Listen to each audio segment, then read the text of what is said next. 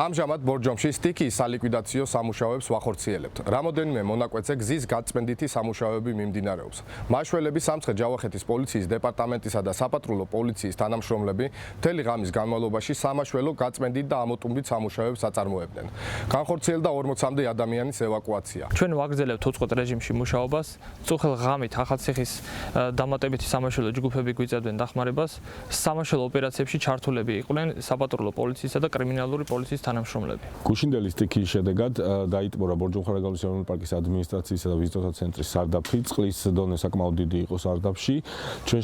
ჩვენს მიერ მოხდა სამაშველო სამსახურის გამოძახება, რომელიც დროულად მოვიდა ადგილზე და მოხდა წყლის ამოტუმბვა. წყალი შევიდა სარდაფებში, მაღაზიებში და სამაშველო სამსახური აწარმოებდა ამოტუმბით სამუშაოებს ღამის თითქმის მთელი სუტყვის განმავლობაში და დღევანდელ დღესაც აგერ დღის მეორე ნახევარში თითქმის აწარმოებენ ამოტუმბით სამუშაოებს.